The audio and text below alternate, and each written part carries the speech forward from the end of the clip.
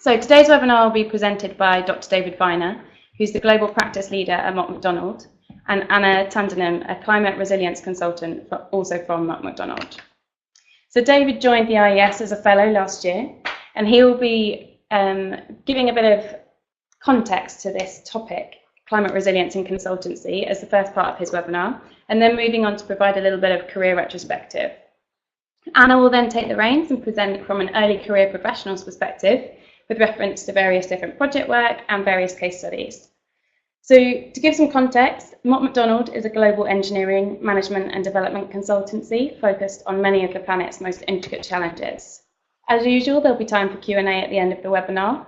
We'll submit all questions to both speakers after Anna has finished. So please do submit your questions in the chat box, which is at the bottom left-hand side of the screen for you now, and I'll ask these on your behalf at the end of the webinar. So thank you for your attention. Please stand by because this webinar will be starting shortly. Rihanna, thank you very much. Ladies and gentlemen, thank you very much for your time. It's a great honour to be asked to give this webinar, having been invited into the IES only at the end of last year.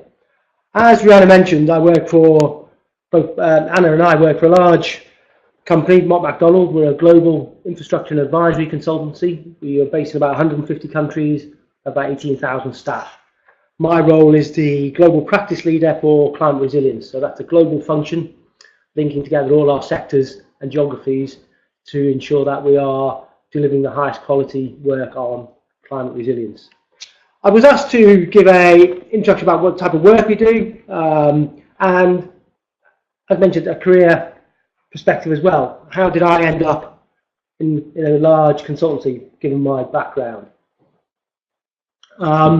Anna will talk about her role in Mott MacDonald and how she's delivering work at Mott MacDonald from an early careers perspective.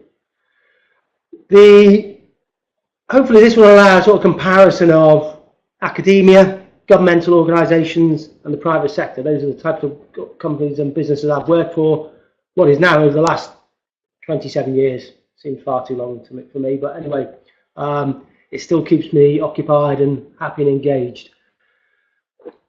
So I started off having completed a PhD in civil engineering, although first degree was in physical geography, and I still call myself a geographer.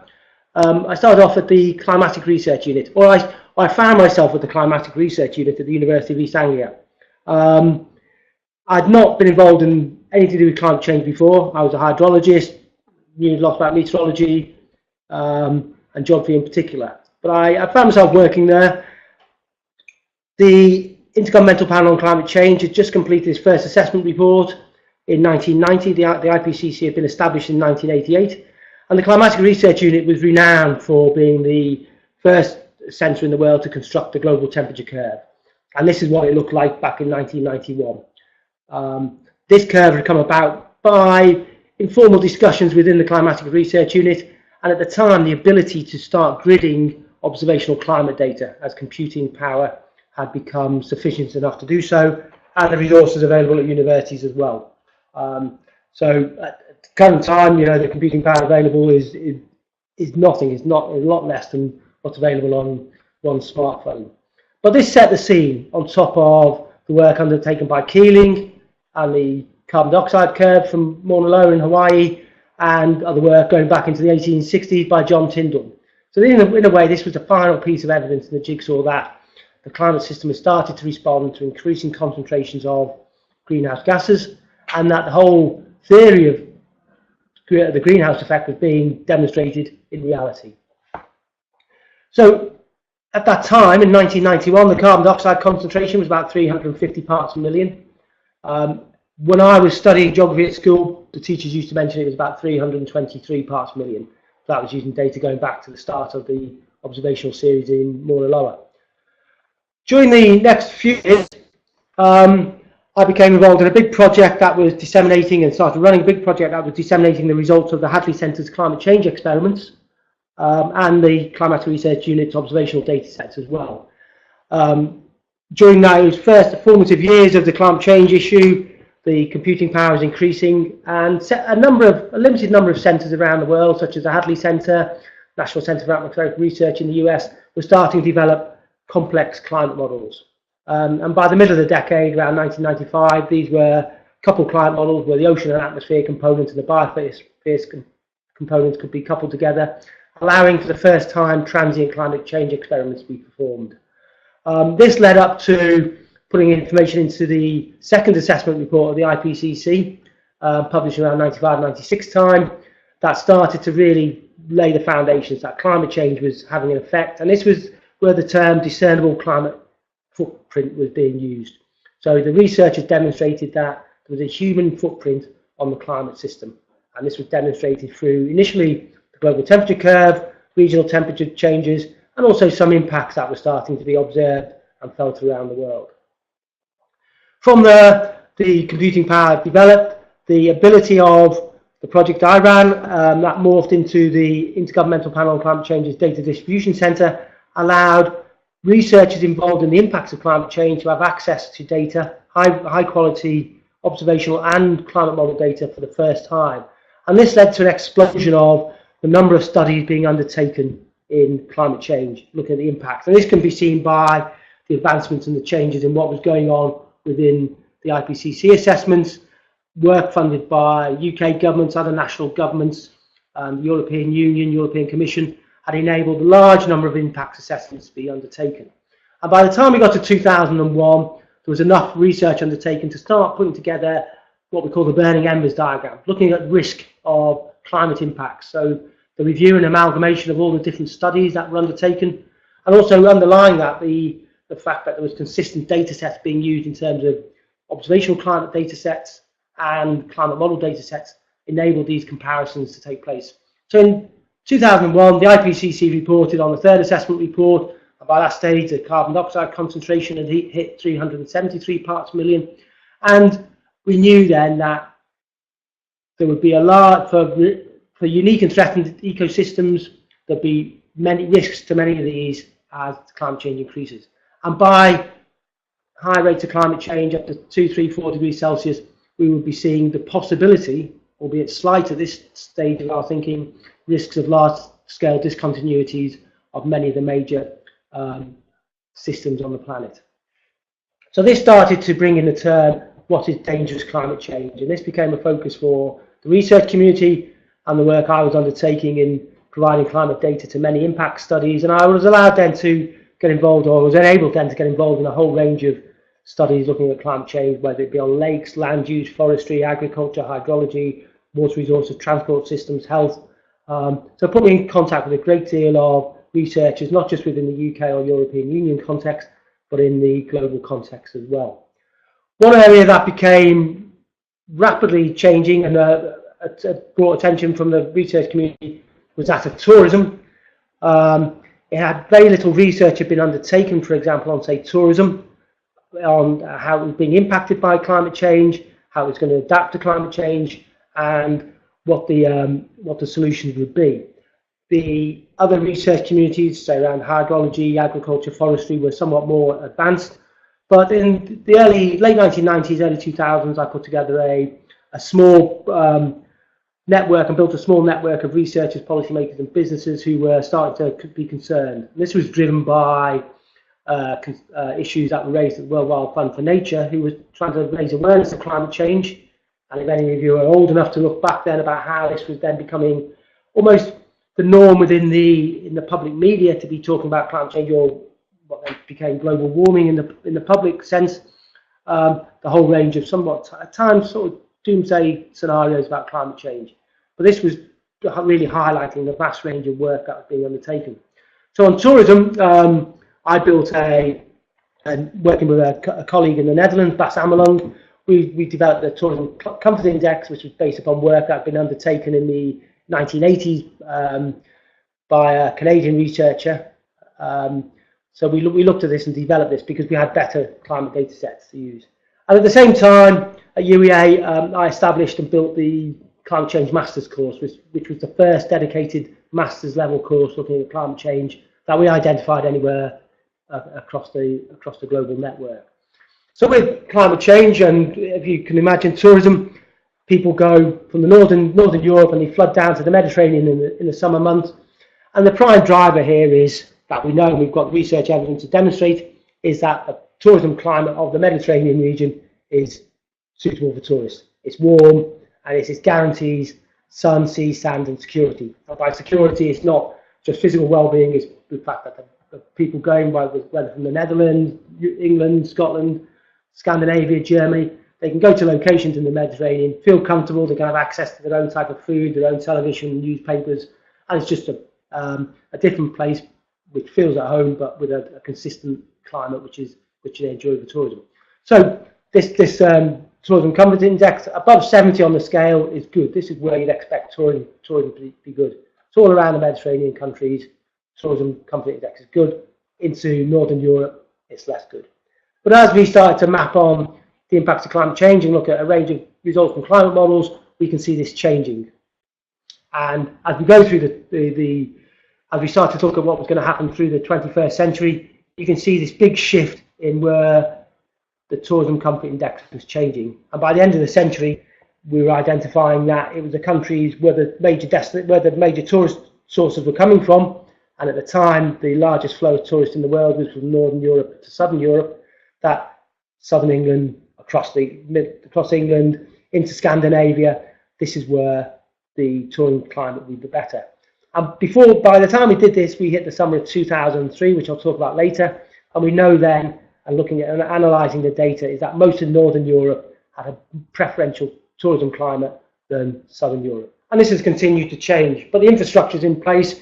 The advent of long-haul, cheap, short-haul travellers still maintain the push of Northern European tourists into Southern Europe over this time as well. It gives an example of how the research community was starting to identify issues, starting to address them, and work with the relevant policy people and businesses to start looking at how businesses, organisations, and even countries can adapt, because an issue like tourism has big impacts across many sectors, and it's one of the things that became attractive to many researchers looking at this field, because it linked and integrated transport, environment, biodiversity, coastal zones, mountain zones, etc., all under one banner of tourism. And it's what a lot of the public recognise as well. So by 2007, I'd moved on from the University of East Anglia and took up a position as leading the newly formed Natural England's work on climate change at a landscape scale, looking at the rural environment and the rural economy, and then linking that with the natural environment as well. By that time, the IPCC Thought Assessment Report had been produced. That was the one that shared the Nobel Peace Prize with at the time, and the carbon dioxide concentration has gone up to 384 parts per million. The issues around the natural environment, again, people are familiar with, is one of these integrating issues, and the diagram here is just trying to show how, from an external policy perspective, at the time, what was called the Common Agricultural Policy, climate change through mitigation policies, adaptation policies, were starting to force some way down to being felt at a local level in the rural environment. And also, how could we make the landscape adapt to climate change? How could we bring in measures to ensure that biodiversity in a very much managed landscape would be able to adapt? We knew from a lot of the scientific research that many species were starting to be under stress in their locations. Many were starting to migrate and move away from their traditional sources. We've seen invasive species, what are climate change driven invasive species move on. And there's many examples now across the UK and Northern Europe of Mediterranean type species being found and becoming endemic in many Northern European countries. So we're allowing this integration factor, using this through geographical process, environmental process as well, to link policy, climate science, and impacts and responses together, and bringing in the impacts upon rural businesses, etc. So organisations such as the Country Landowners Association, European Landowners Association, National Farmers Union, representing those country businesses, are starting to take this on board as well, starting to bring in their members to start addressing this. So landscape scale adaptation can be sometimes very controversial, how that can be used in terms of a coastal zone. Do we look at manage, retreat, pull back the sea defences? Are we looking at large-scale wilding of what could be seen as agriculturally productive areas? And now, as we moved into where we are now, in terms of delivery of large-scale renewable energies, conflicts with delivery of, say, solar farms, wind farms, etc.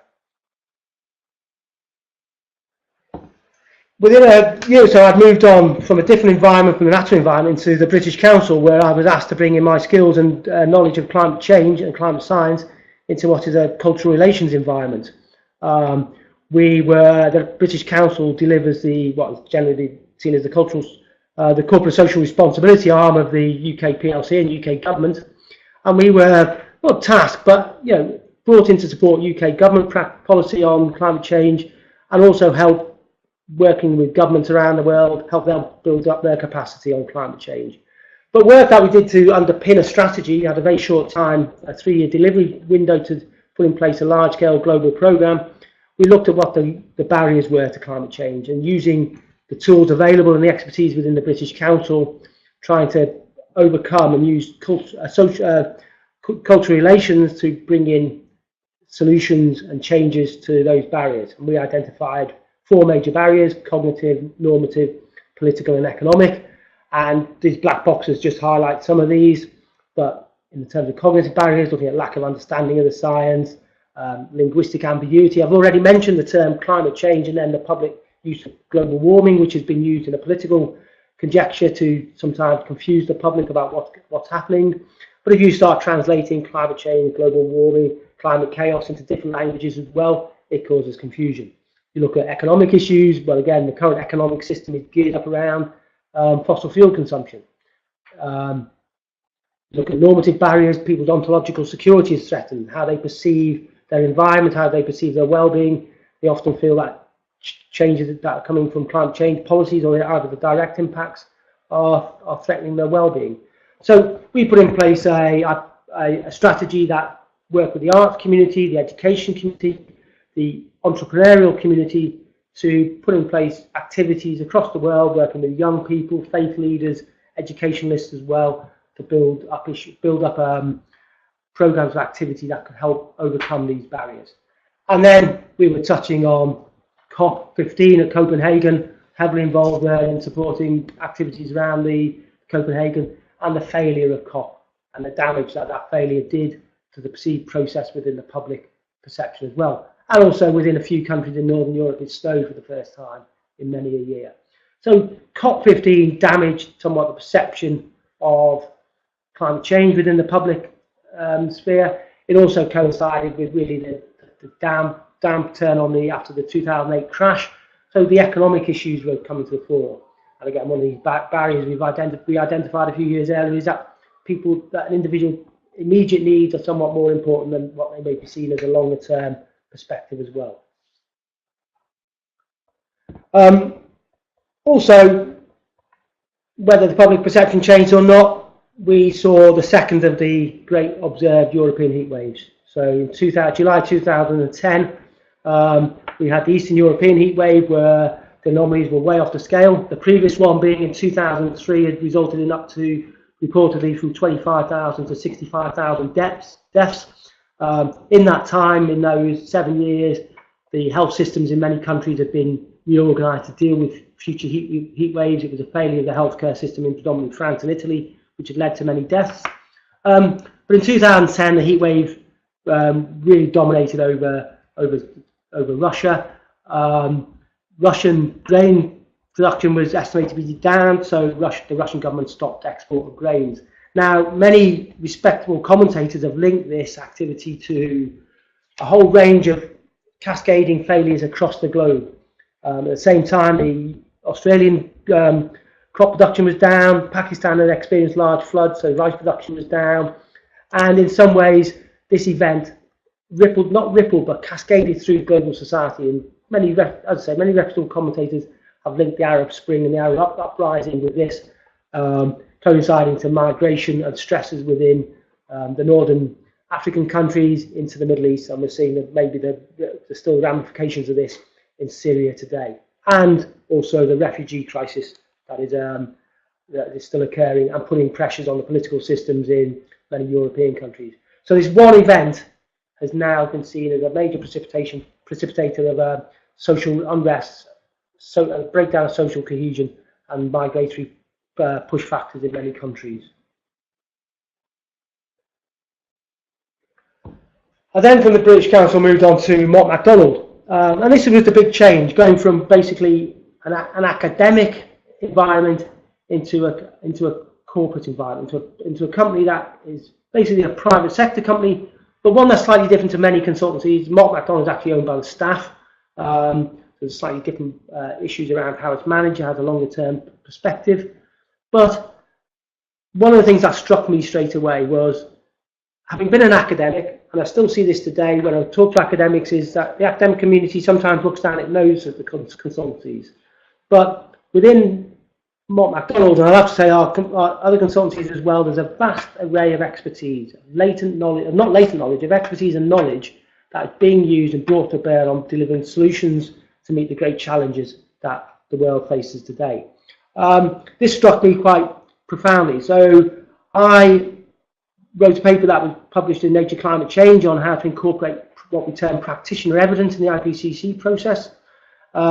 This paper has been picked up by the IPCC as a way that they see as a deficit in their process because of the way the formalities of the IPCC work in the drive for incorporating peer review literature in the IPCC process.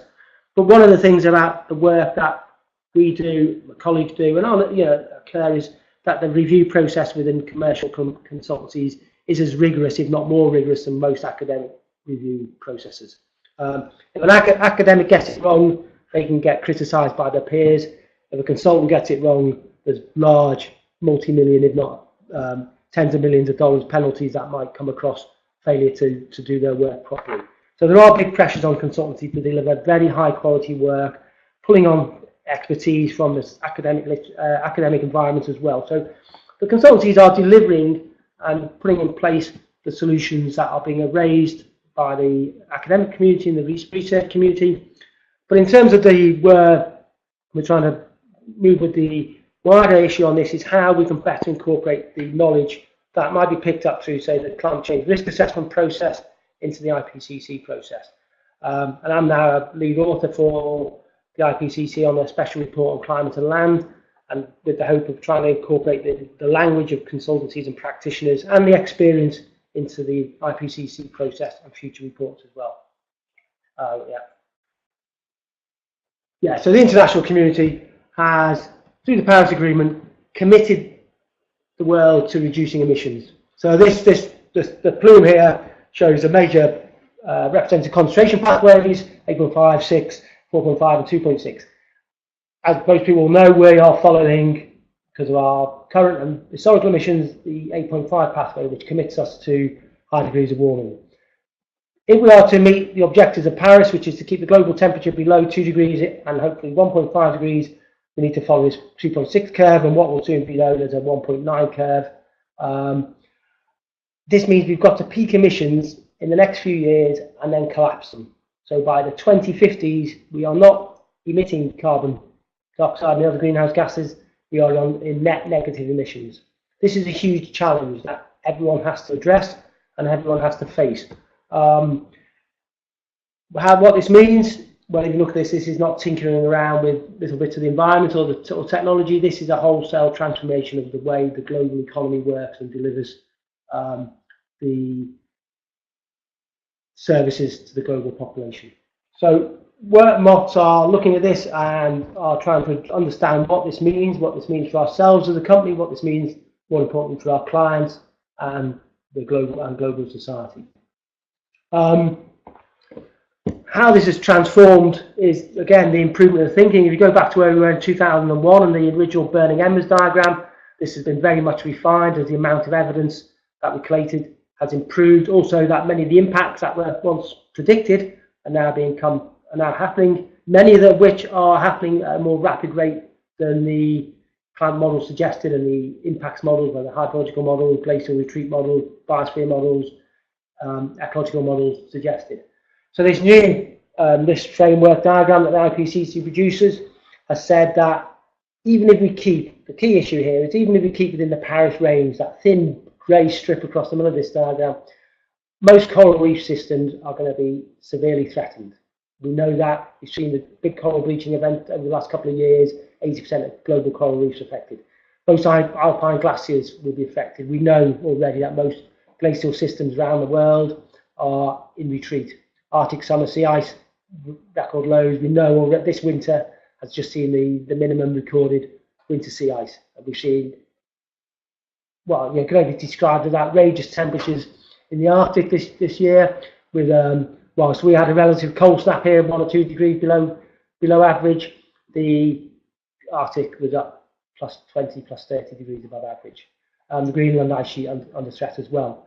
And if we go up to the levels of where we're committed to, the sort of 8.5 curve and what the pathway we're on now, then the major impacts upon the big systems of the world will occur. So this diagram helped, and the research that underpins this, which is a vast amount, has helped underpin what we're doing at Paris, helps our understanding of what the impacts are, and helps us identify where we need to work to deliver solutions.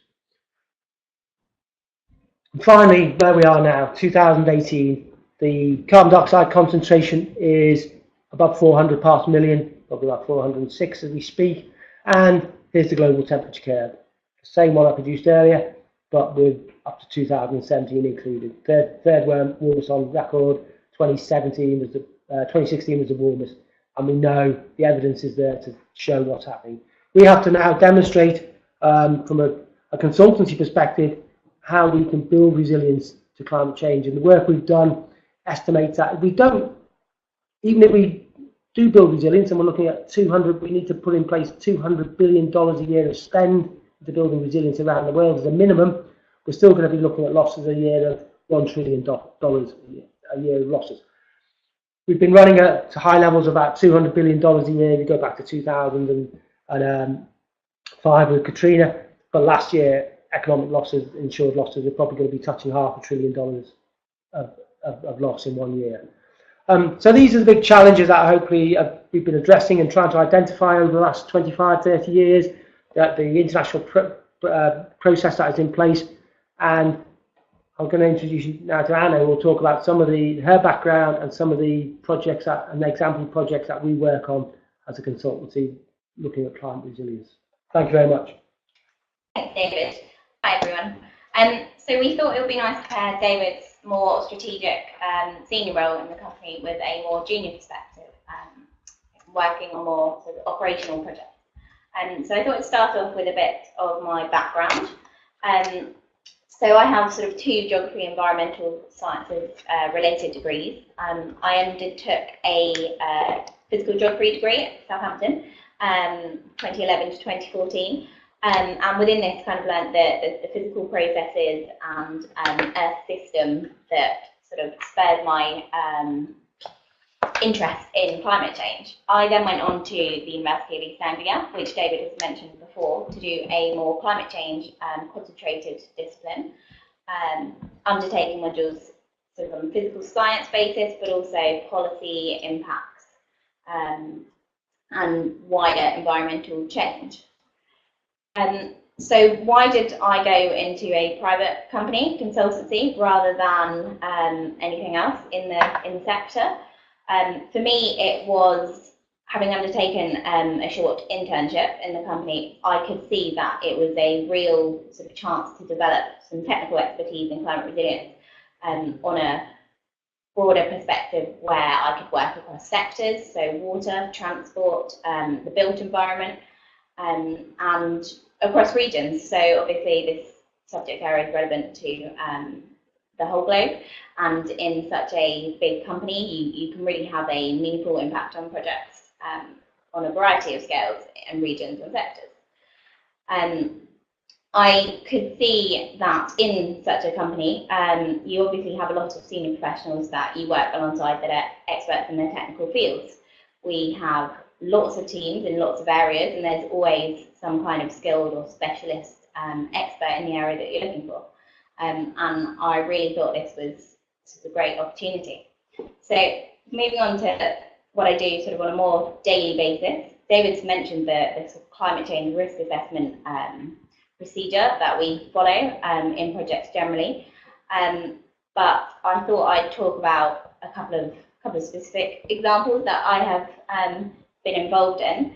So firstly, sort of looking at Heathrow, in the environmental impact assessment process, there is a carbon and climate change element. So this was really using the UK CPO9 projections that are UK-wide to look at the temperature thresholds for when aeroplanes are taking off, and how many days a year with certain temperature rise might be affected.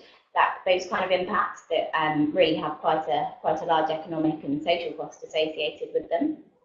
But also projects on a more global scale. So you can see at the bottom left there's a global study on climate resilient water supply and sanitation services. And this involved sort of me talking to private and public water utilities based in various cities. So I looked at Sri Lanka and China and in the Caribbean, and spoke to some of the water utilities to look at water supply and wastewater sanitation processes and determine best practice. And then looking at the different environments across the globe, you could really compare what was successful in terms of policies and what was not. And then finally, on a more sort of local example, currently working on a project to deliver London's climate action plan. So this is looking at the different sectors across London and how they might be impacted in the future from climate change. So looking at projections, observational data, to identify sort of current and future risks and adaptation responses that could be used to combat these. So something else that I do sort of alongside the more technical work is I'm quite heavily involved in our early career professionals network. I am the early career professionals sort of representative for the climate resilience practice, and I also represent the whole water and environment unit at a sort of regional level.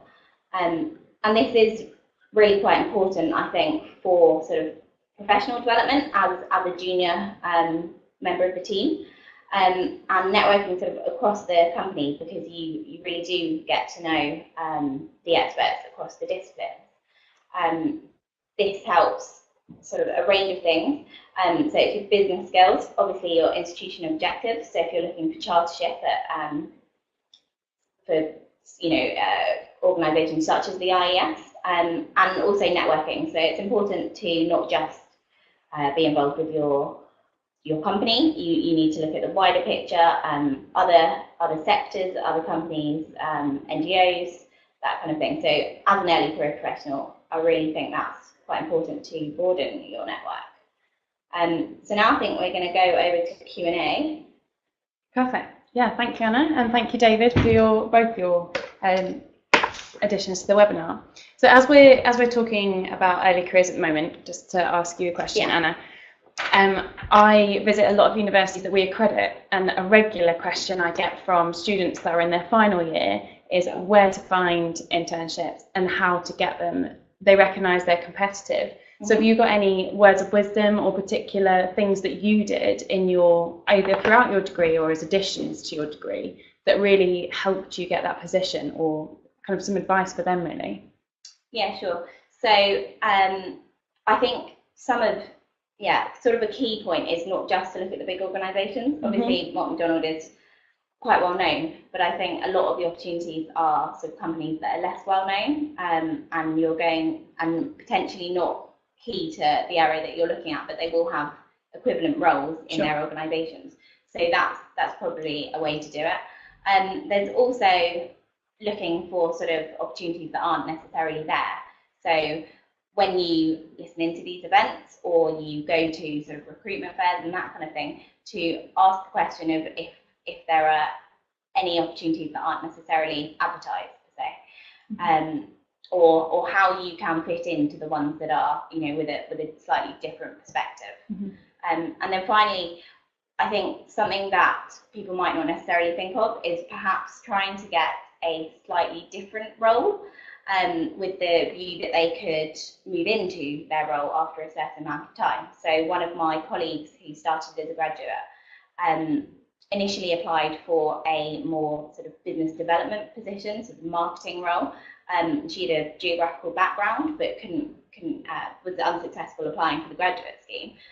So she came into a marketing role, and then because they sort of expressed her interest in the area, and because she demonstrated her skills and competencies, eventually moved across. So it's sort of looking for opportunities to get around what might be very competitive graduate schemes to get onto. Yeah, so for those that aren't able to do a long placement in their summers or things, even just admin jobs at these consultancies or areas of interest. Getting to know the people that in the door. might have the opportunities. Yeah. Okay, brilliant, thank you. That's interesting to hear it from someone that's gone through the process. So there are a couple of questions that are coming in relation to David's webinar. I've got one from Robert at the bottom, and he says, as the UK leaves the EU, do you think the role of consultants in addressing climate change may change? And if so, how? Thank you, Robert. That's a good question about the relationship with the UK in a European context. For a company such as Mott's and the other larger organisations, I don't think there'll be that much of a change. We work globally. We have businesses established in many of the EU countries, and we can run as effectively out of those as we can out of the UK. We work as my title is a global practice leader, so we work in this form of global practices where we pick up expertise from across our global network. So if we have someone with the sufficient expertise working in climate resilience in the Czech Republic or in Australia, as much as likely to be involved in the project that may be based in the UK or Africa or South America. So we try and use the resource across the global network. The big challenge will be is how this political sphere will change in the UK and the political direction.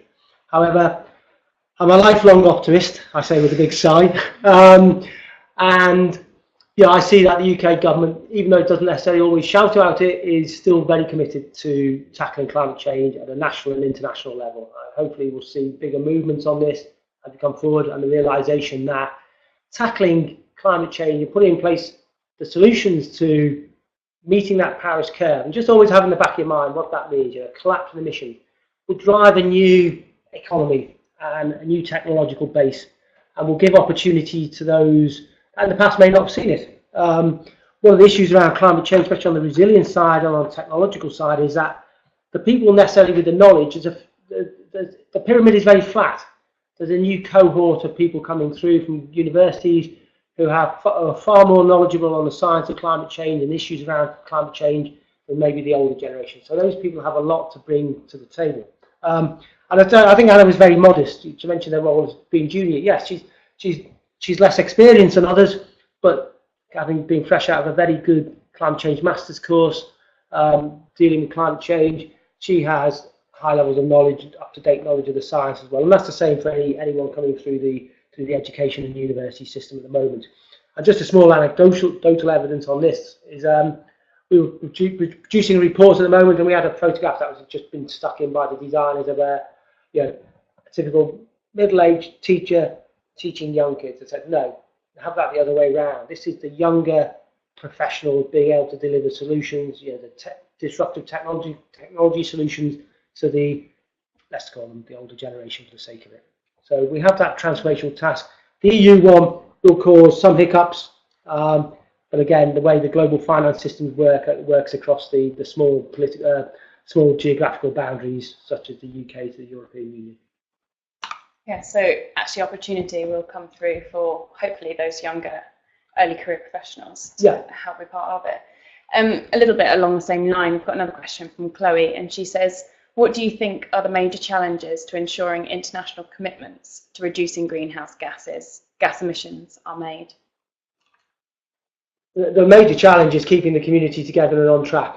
And I have to give that quite a short answer, is make sure that all the signatories to the Paris Agreement are committed. They've all submitted their NDCs, their nationally determined contributions. The first stock take takes place in a few years' time. That will demonstrate how committed they are and how successful the Paris Agreement has been. There'll be one or two disruptions on the way. I've seen that in the US, challenge the Paris Agreement. There's other political tensions that exist around the world that may challenge it. But overall, the rapid uptake of Paris, the commitment of the big countries, China, the EU, UK, to Paris has helped drive the process forward. And many countries are seeing the benefits of adapting the new low carbon technology straight away, rather than trying to embed them as we've done over the past century or two. Yeah, so dodging that issue. Penny Longstaff and Caroline Odbert have just asked you to expand slightly on how climate resilience can be applied in everyday consultancy rather than those specifically focused on climate resilience. We have, in Mott MacDonald, I don't overlook this in the talk, and this is the part of Mott MacDonald we work in, it's called the Climate Resilience Initiative. I was asked to build a business case for why Mott MacDonald should get involved in climate resilience, demonstrated that to the board. They've invested a considerable amount of money in the work that we do in the Climate Resilience Initiative. But one of the drivers about that is duty of care to our clients. Climate change doesn't just impact those projects that say they're climate resilient or got climate change in the title. Climate change impacts will affect everything we do. So we have a duty of care to our clients to inform them about the risks they face from climate change, and that they should incorporate climate resilience within all their schemes. If they fail to, if they don't take our advice, fine, that's their issue. We can do our best.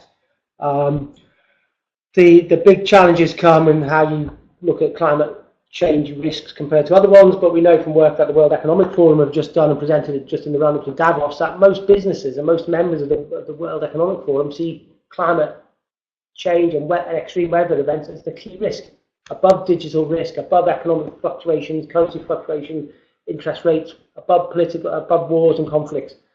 Climate change is a big risk. So what we're seeing now is an approach by many of our clients, whether governmental clients, private sector clients, to understand that they need to look at climate change as one of those key corporate risks and build that into their operational and future business model.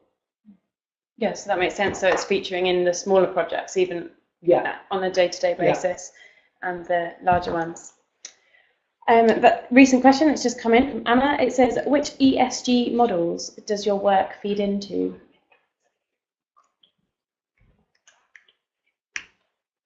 Most. I don't deal with that bit in particular. I'm not sure if Anna, I don't want to drop Anna in here. But again, our work, look at any type of models we do. We're using our knowledge of the climate science. We understand, and we have a team in place that understands climate science. We know what's coming out of the various assessments, whether it's through the Couple Model Into Comparison Programme, UKCP 18, which is due to be released later on this year. We know that this is pervasive. So in terms of specific models, I couldn't give you any names in particular, so I'll be honest about that. But we work with our economic team, and we have our economics division. We have bespoke models that we've developed internally to look at economic impacts and how to incorporate climate change into those as well. It's generally quite a straightforward process, as long as we know and have confidence in the ability of the end users to understand that there's a great deal of uncertainty around climate change. So in many areas of the world, we might see future precipitation projections for a given season plus or minus 40%, and how to build that uncertainty and that level of uncertainty into any model, whether it's a hydrological model or whether it's a social model, an economic model, etc. Sorry, I can't be more precise about that, but that's just not something that I'm too familiar with. That's fine. An earlier question, going back to your time more at the IPCC, Andrea Davidson has asked, in undertaking these climate assessment projects that you earlier mentioned, what are some of the key challenges that you faced along the way? In terms of the IPCC context? I think so, yeah, I think that's what she's referring to here. So the IPCC, it's an interesting organisation. Its prime role is to review the current state of the knowledge of the climate science, and it comes with a big caveat saying it's policy advisory, not policy prescriptive. So it can't state policies in any of its research. The big challenge is getting the full weight of evidence behind it. As I said, going into Mott's, and it's the same for any consultancies, how can you get the level of knowledge that exists with the technical competences within these organisations into the IPCC process. So I've been publicly quite critical in past IPCC reports, especially the work group 2 ones, about how they review the adaptation and resilience literature. They mainly look at that in a review process, and they're using languages and converting into languages which aren't accessible for many of the practitioner community. So we need a way of better translation of the research evidence into the review process, and that's part of the role that I've been asked to get involved. But the challenge is dealing with bringing together different communities, and the academic community sometimes speak in different ways. Different parts of the academic community are siloed and use different terminologies, as we do in any community, whether it's a practitioner or a policy community as well. So trying to ensure that level of consistency amongst a very diverse set of actors. Okay. And back on that point, you mentioned that at the time when you were looking at those programs and implementing them, that public perception of climate change and climate resilience was not really that high. Have you seen since an increase in the weighting that public are giving to climate change? Yeah, I suppose it's gone through a cycle. You know, slow uptake in the late 80s, early 90s, then sort of rapid uptake, coupled to recognition that there was starting to be an increasing number of extreme events, sort of reaching a crescendo in the run-up to Copenhagen. And again, if you look at the difference in the way the climate change campaigns run by the NGOs were to other campaigns, very much disparate. We had the Make Poverty History campaign where all the major NGOs came behind that one slogan. That didn't exist in Copenhagen. As a Chinese delegation said to the head of the UK delegation, you know, these NGOs can't agree on one course of action. Why do they expect 192 world governments to do the same? So the failure of COP really put a dent in it. So you can see in all the literature that's looked at the reporting of climate change stories, there's a big tail off after Copenhagen. But in recent years, since then, climate change hasn't gone away. The impacts are getting worse, the extreme events are getting worse, some of them are becoming more frequent, and the public is just more aware of the issue. It's not something that in the future, this is here and now, it's being felt in the present, and it will only, I would say most of the public now are aware that things will only get worse when it comes to climate impacts, and that's helping drive action as well, albeit in a very slow, sometimes what might be seen as one step forward, two step back manner. Yeah. But if you look at how, when you're talking to your parents or the older people, it's all something in the future. Most policies now that are being implemented around the world are reflecting what has been done within the climate change issue.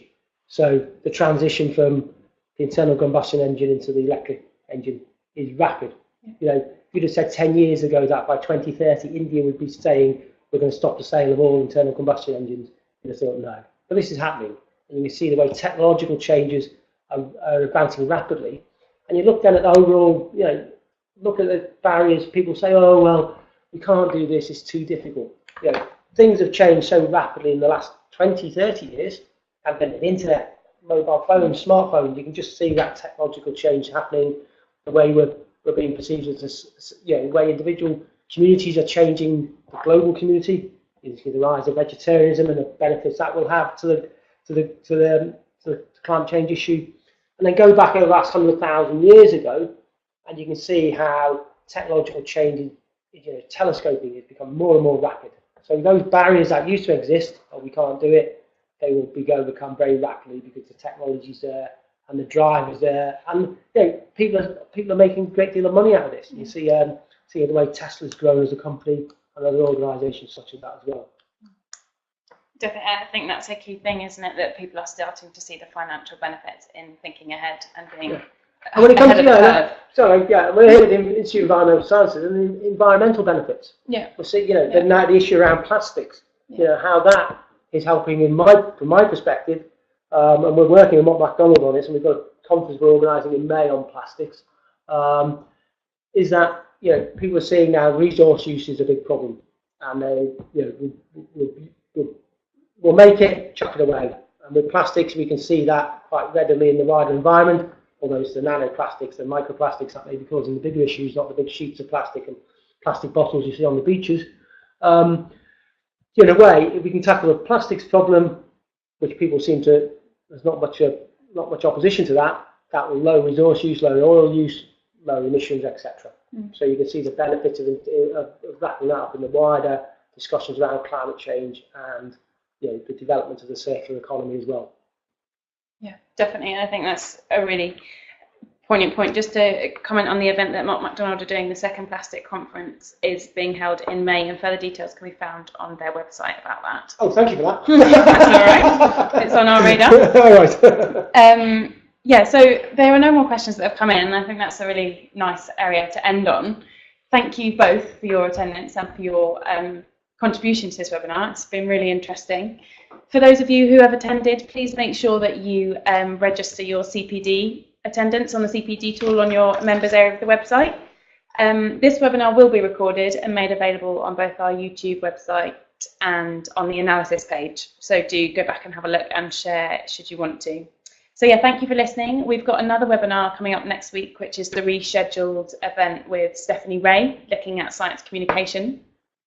And then after that, at the end of May, actually, we've got another event with Joe House, also looking at the IPCC from a very different tangent, but looking at more the role that land plays within the Paris Agreement. So yeah, if you do have any further questions, do get in touch and I can pass them over to the speakers. But for now, thank you both very much, and thank you to those who have attended. Well, thank you very much.